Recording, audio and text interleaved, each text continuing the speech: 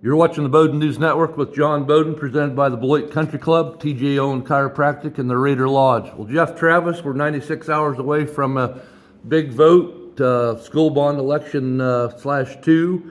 USD 273 Beloit is having a tremendous year. Football won the district and hosting first round Friday. Volleyball is having another tremendous year headed to state. What other things are you most proud of your students and faculty this fall? Well, it's a fun place to be at. Like you said, the football team's doing fantastic. The volleyball team did fantastic. Cross country kids performed all year out there.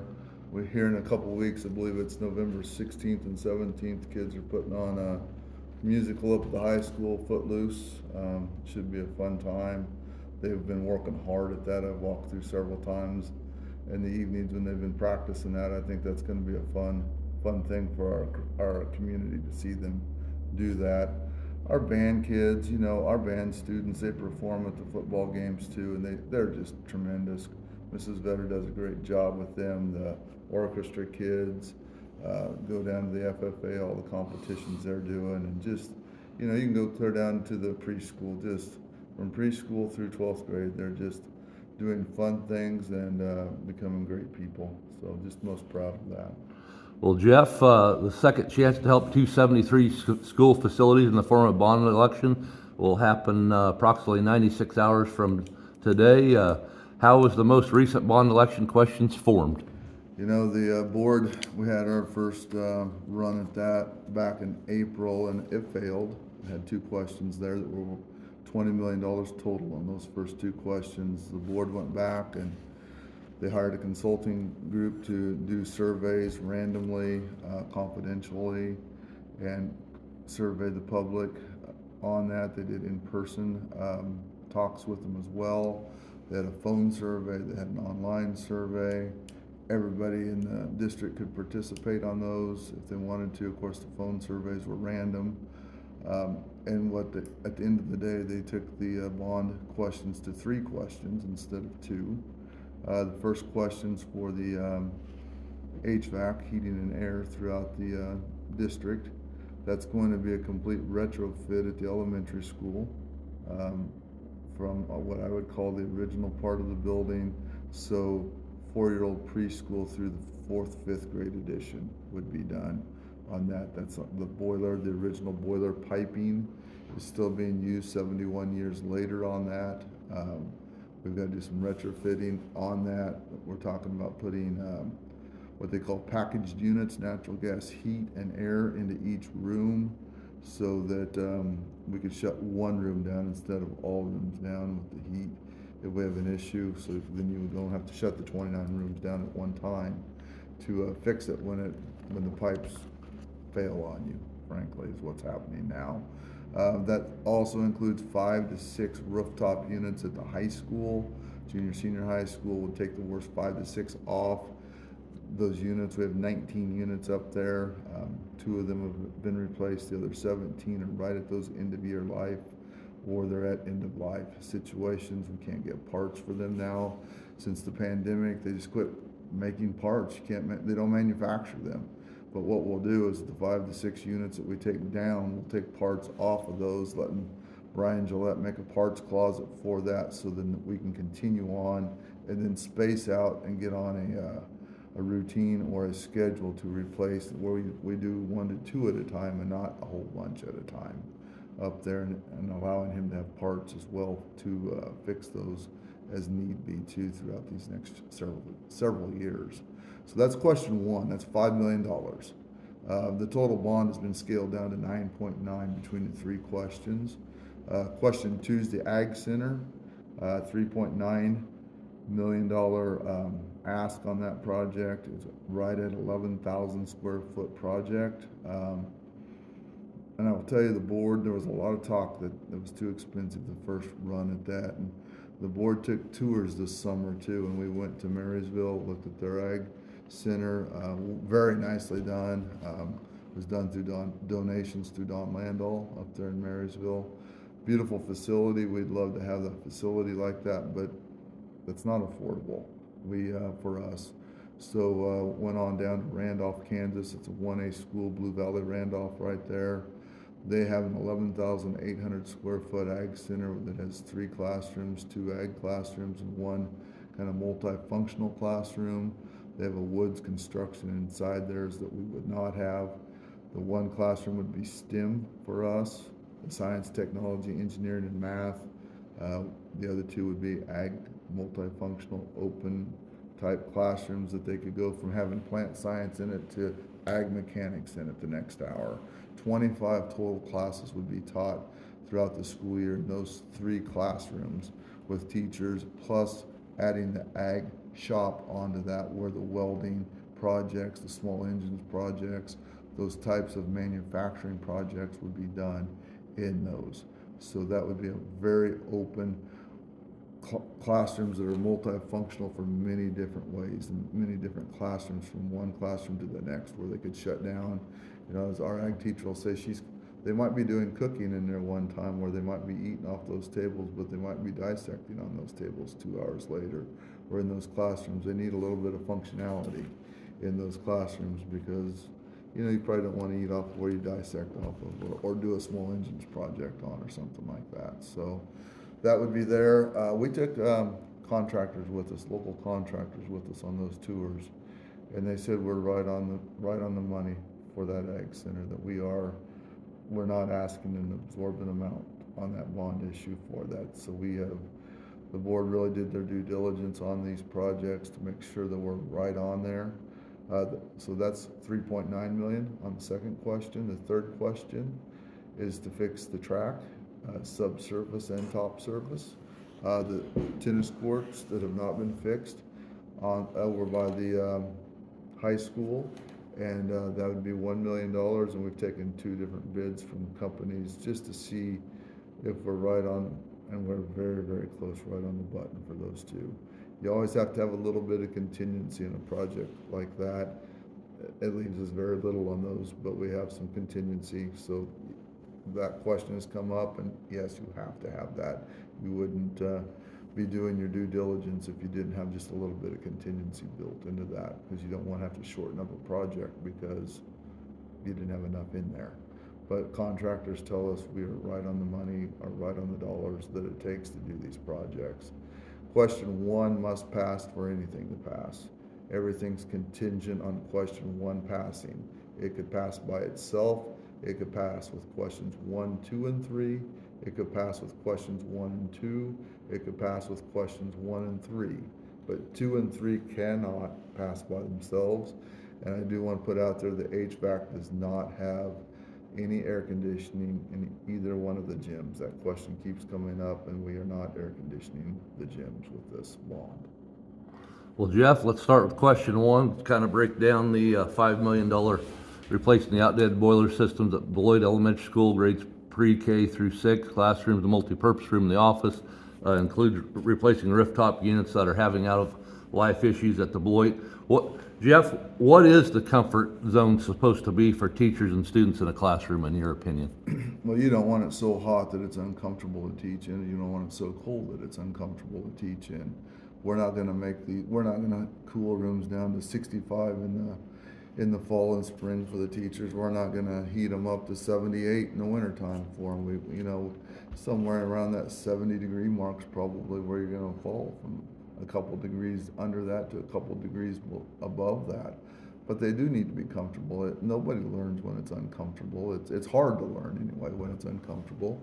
We had experienced that until we did. We've done 3 phases of heating and air throughout the district and spent $2 million in capital outlay to get to this point, or through lease purchasing, which is capital dollars paying that off at this point too, to work on that comfort at the high school. Those classrooms that were open concept design, and they got closed into 4 classrooms many years ago. You could be on the northwest corner classroom, and there might be 15 degrees difference from the northwest to the southeast coordinates of those, and they were running at the same temperatures, and it was uncomfortable. It was terribly uncomfortable in some of those. So we've fixed that comfort to where we can do that, to be more efficient, not allowing things just to turn off and on all at one time too, because we found out that that's inefficient, hard on the equipment when you hear every heater in the building turn on at once and shakes your roof. that's not efficient nor good on your facility. So that, I mean, that's where it is. Being able to do that per room at the elementary school is going to be huge too, because a boiler, if you're at the back end of that boiler or the front end of that boiler, there's differences in those rooms too. And Yep. we've been able to control that somewhat in there. That boiler system has served that building well for 71 years. Our maintenance guys, from Brian Gillette to Perry Softfeld to the gentleman before them that took care of that facility, did a great job of keeping those pipes running for 71 years, frankly. And the boilers running for as many years as they have. The rooftops, you know, to be where we are with them, they've done a fantastic job of maintenance on those two. And I've heard, how did we get in this dire need all at once? Well, 29 classrooms are served by the same system. That's one reason. Two, when it's working, you don't fix it at home either. And three, we've got to be ready for the future too, and we can't have them coming at end of life all at the same time again. So this is the reasoning for a lot of that. So, but we also have a boiler that are failing because the pipes are 71 years old.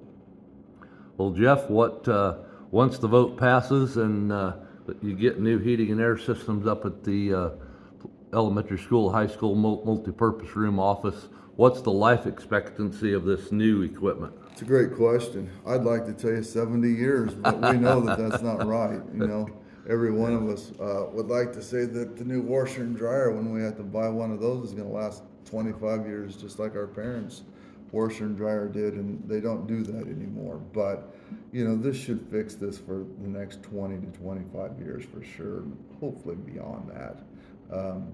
But this will allow us at the elementary school, if one goes down, to fix one at a time, not 29 at a time. So, Beloit Country Club, 3167 Halley Trail Road, Beloit, Kansas. Golf, social activity, food, drinks, fun, men's and women's leagues in the spring and summer, friendships.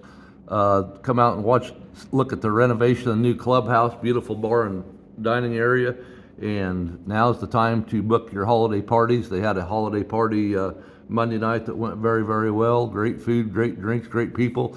Come out and see the Beloit Country Club, 785-738-3184 for all your reservations for holiday party. Well, Jeff, as we move on, talk a little bit about the construction of the new Ag Center building. Somewhat controversial in the fact that supposedly 1% of the students are going to come back and farm, 10% are going to come back and work for an Ag Mart CVA. Safety issues are a big concern with the current system that we have for ag and woods, isn't it? yeah, it is. And capacity is a big thing. Right now, we have big projects out there. They've done big projects over the years, but you know, the hoist that they use out there is from the old Ag Center, from the old high school. I believe a gentleman told me they helped put that together in 1964. We don't have an overhead hoist. Flipping big projects, if they want to take axles off a trailer and fix a trailer, it's not done right. These are students. It's not us out at a farm shop flipping something. This is students doing this, and we need to be ready for that. And the ventilation in the current Ag Center means you open the doors when you're welding. You know, today in safe and secure schools, we'd all like to say it's never going to happen in Beloit, and I hope it never does happen in Beloit, that we have a security issue like that we need to take care of. But everybody in those worlds tell us to keep our doors shut at this point in time to be safe. You can't do that and weld up there. The other thing is you can't run multiple welders at different times, because the electricity needs with the multiple welders now are different than when that shop was built. And so we have electrical issues for those projects too at times, and this will solve that. We know that 40% of our graduating students in the past 5 years have gone into some kind of ag-related field. Ag is all over the place, and a lot of those people do come home. I don't know where the stats are that's all that come back to Beloit, because we see more than that come back to Beloit. We have data that shows when our students are surveyed and asked, that 50% of them, they learn by working with their hands. That's their best way of learning. Frankly, that was my best way of learning when I was a kid, was I wanted to work with my hands and learn from working with my hands as well. So I understand that. if we're an ag-based community, I mean, most of us have either worked in ag in some way in our lives before, or we're affected by it, and people that live here are affected by ag. It's important for our students, and I challenge you to find a day that ag does not come into your life. So I don't know where you're going to find somebody that it doesn't. If they're not eating, I mean, ag's probably, that's the only way they're going to not have ag come into their life. So. Well, Jeff, if it weren't for sports, you and I probably wouldn't have graduated. I loved sports, hated homework and school, but got through it. The question 3 seeks to enhance our athletic facilities, specifically updating the track and tennis courts for estimated cost of $1 million. 3% of most school budgets are sports, and that's not a lot in a budget of $3-4 million. Sports is not everything, but it's an unbelievable tool for motivation, educational process outside the classroom. Your thoughts on, first of all, what sports play as far as the budget in your school system, and then the importance of having schools and motivation in the outside classroom that is the sporting fields and track facilities. Sure. It's a very minuscule percentage. I would challenge even 3% being that part of the budget. Now, fixing a track, that's a large number. I mean, that's a one-time fix every 15 to 20 years for subgrade and top grade surfaces. You know, that's when you portion that off over that many years, it's really not that big a number when you think about it, but it's because it hits at one time. Sports, you know, every athletic adventure or every athletic sport that we do should be an extension of the Beloit classrooms. You're going to learn a lot of things from sports every day of life skills. Sometimes life skills that you don't learn in the classroom, but our coaches should make that an extension of their classrooms or an extension of the classroom. You know, when we coached back in our days, I guarantee you there was a lot of teaching that went on some days in there, and a lot of times that was about life. And it wasn't always just about basketball or football or volleyball or whatever we were coaching at the time, but it was about life skills. And you learn to win with dignity and respect, and you learn to lose with dignity and respect as well for that. So those are big things. The track, it's a big ask for a number, but the subsurface hasn't been touched for over 16 years. The top surface was in 2019 was the last spray. Well, yeah, 2019 was the last spray on that. It's had 1/4 inch spray go on that, and it's been lined twice during the times of this in that 16 years. We all know that it's been pretty dry around here. That's not a secret. Ground has moved and shifted up there is the reason, and the curbing work that was put in on that track 16, 17 years ago when all that was done, saved that track and made it last longer than it would have if that curbing work wasn't done. It was done right the last time, and it's lasted. It's time to redo it. It's pulling away. We've had sinkholes up there on that football field and right around that track. One of those drains on the southeast corner, if you go up there and take a look at it, you can see where that sinkhole was filled in the last time. And it's just, that ground movement has caused that. The tennis courts are even older that need redone, and it's just time for that. The ground has moved, it's shifted, and that's just what happens. And you know, there's one fact of life in cement is it's gonna crack at some point and it's gonna move, and that's what happens with your subsurface. Well, Jeff, as you know, I'm an active fellow involved in many things, and one of the patrons at coffee asked me the other day about the COVID money and all the COVID money that the school got.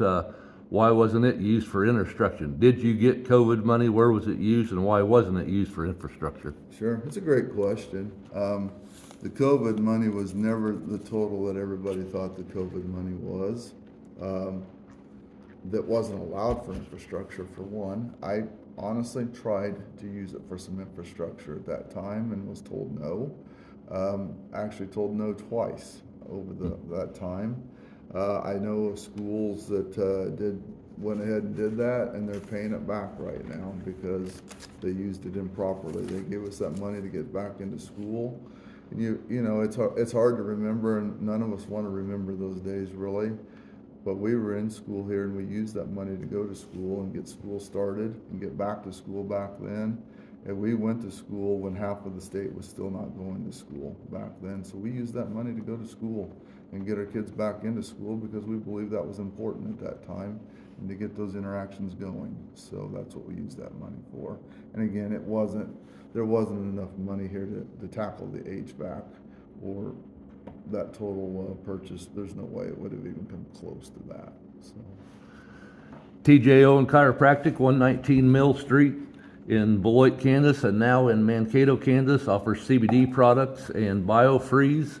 If you're hurting or need some attention to your back or body, TJO and Chiropractic will take care of your needs. They care about you and they care about local schools. Called TJO and Chiropractic at 785-738-5353.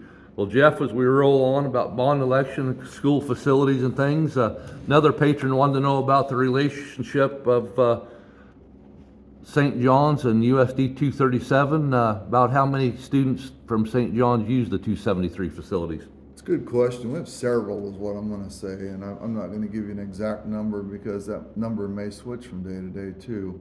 We do many things with each other, and we both have great schools. I'm going to say that right from the start.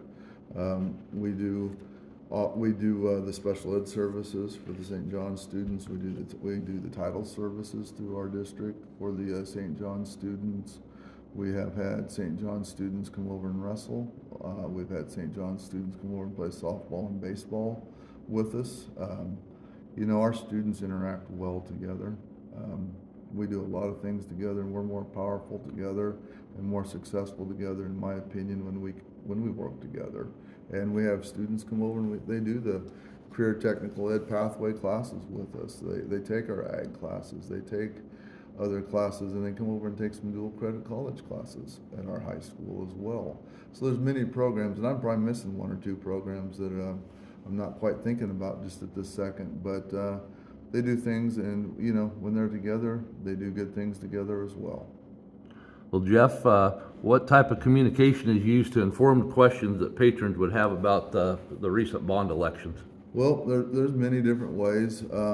There's a website out there for abetterbeloit.com where they can ask questions. We've tried to have them go there. That way it's done the same way. But we've given tours to different groups, to different individuals during this both bond runs, I guess I would say, but we've done more of that the second bond run where we've just gone up and toured facilities and showed those needs to different patrons that have asked, or the groups that have asked to come up and be a part of that. That's been a really solid way to see those. We go out and we walk the track, we walk the tennis courts, we go through the shop area that would be changed with the new ag center. And it's very telling when you go on those tours, and been very helpful for those patrons to see that. I wish more would have asked, or we could have gotten every voter through there to see that, but it is what it is. We're not going to force people to do that. Well, Jeff, where does the administration and board members see US 273 as far as facilities in 5 years? You know, we have really good facilities. Our elementary is 71 years old. But we have to continue to improve infrastructure. Infrastructure is a tough thing to improve because nobody sees it once it's done. If it's working right, everything's great. Yeah. We've addressed a lot. We've addressed plumbing at the elementary now. We've addressed some electrical issues at the elementary school. Now, unfortunately, it's time to address that boiler and the heating and air situation there. And that infrastructure, that facility can go another 50 years if done right, and it can be there for the way long into the future, way beyond our time. The high school, you know, everybody refers to that in this area as the new high school. It is a new high school, but it was resurrected in 1976 is when it was built. You know, the infrastructure, it needs done as well. That heating and air is the next thing in that.